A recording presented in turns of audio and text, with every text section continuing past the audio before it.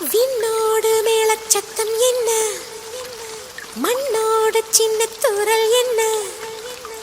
எங்கேதான் சென்றாயோ இப்போது வந்தாயோ, சொல்லாமல் வந்தது போல் இல்லாமல் போவாயோ, தப்பாமல் மீண்டும் சந்திப்பாயோ, நீ வரும்போது